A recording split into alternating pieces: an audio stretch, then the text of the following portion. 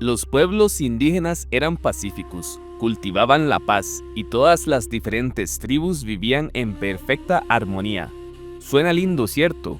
Pero lamentablemente la historiografía difiere con esta romantización de los llamados pueblos originarios.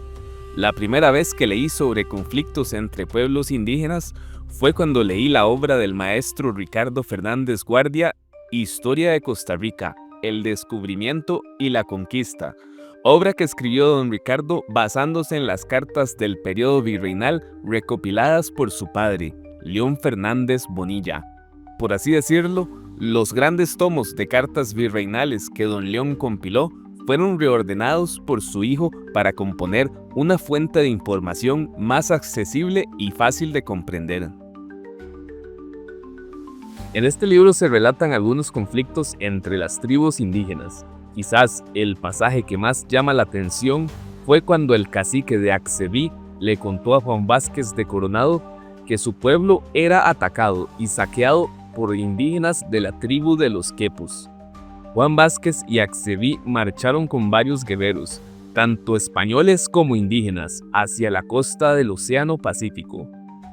Eventualmente toparon con la tribu de los Quepos, y cuando Juan Vázquez confrontó al líder de los Quepos, el cacique Corrobore, este se comprometió a cesar los ataques, a pactar una paz, siempre y cuando Juan Vázquez recuperase a su hermana, llamada Dulcee. Resulta que Dulcee había sido secuestrada por la tribu de los Cotos en la zona sur, y allá fue el enérgico Juan Vázquez, hacia la zona del Pacífico Sur.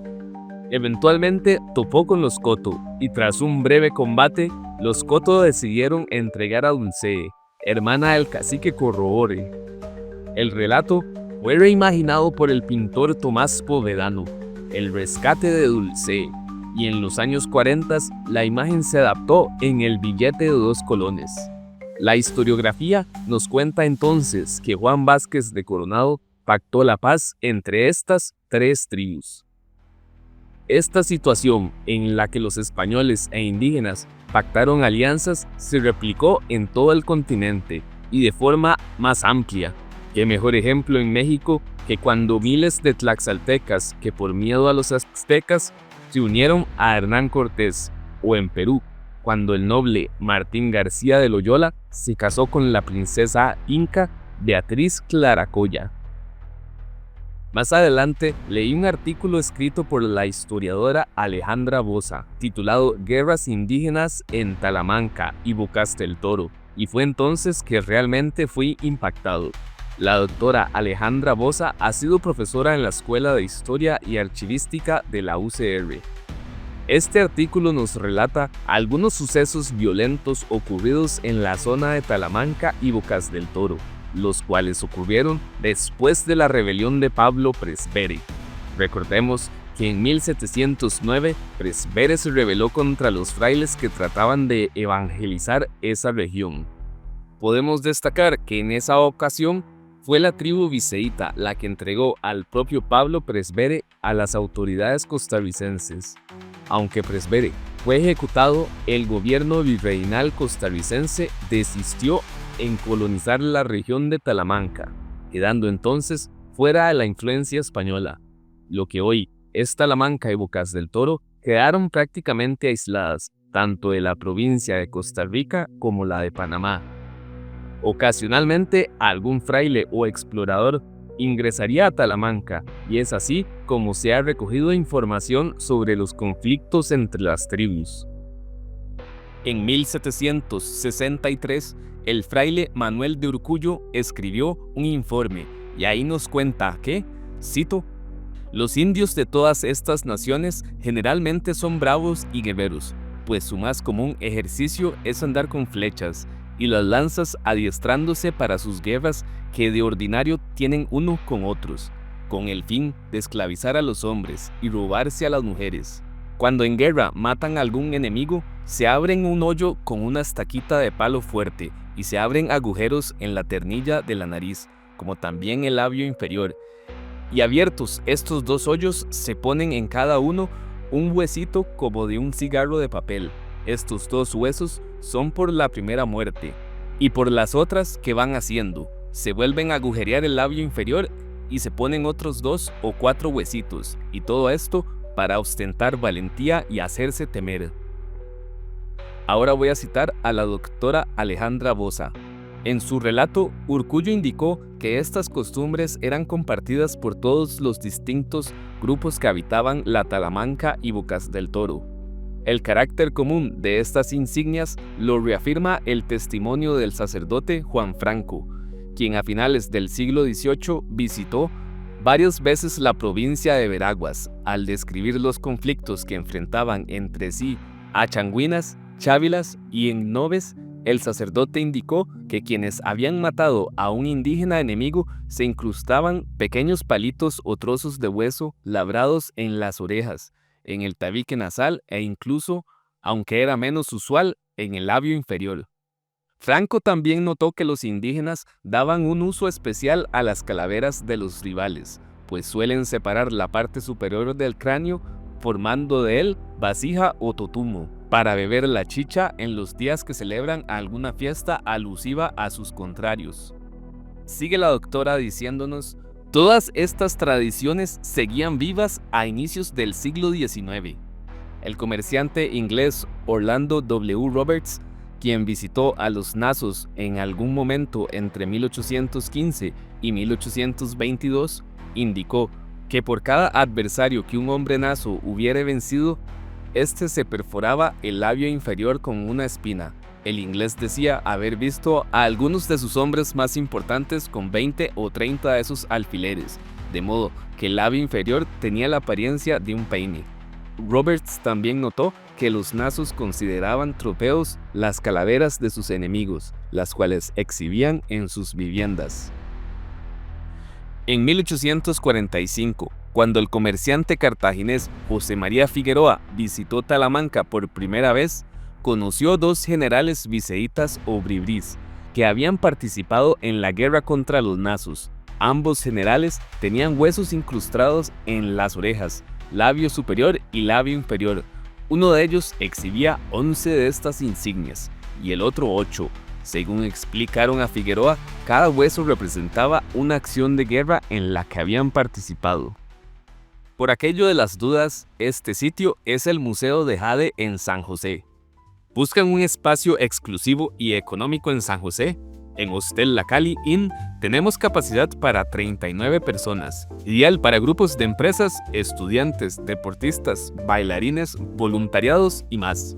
Ingreso 100% virtual. Ubicación céntrica en Barrio La California, a solo $300. Hostel La Cali Inn, la mejor opción para hospedarse en San José. Seguimos con la voladera de mecos. En 1749, el maestre de campo Francisco Fernández de la Pastora, el cual incursionó en Talamanca, mencionó que la tribu de los Nasos tenía guerra con la tribu viseíta bribrí, la tribu Cabécar y la tribu changuina.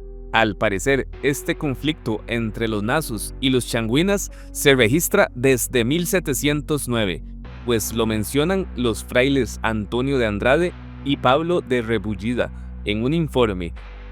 Para 1775, el gobernador Félix Francisco Bejarano informó a Guatemala que los bribrís, cabécares y nasos continúan siempre en guerra, siendo opuestísimos unos a los otros, sin más objeto que llevar la cabeza el vencedor del vencido. También menciona que el conflicto de los nasos y changuinas continúa.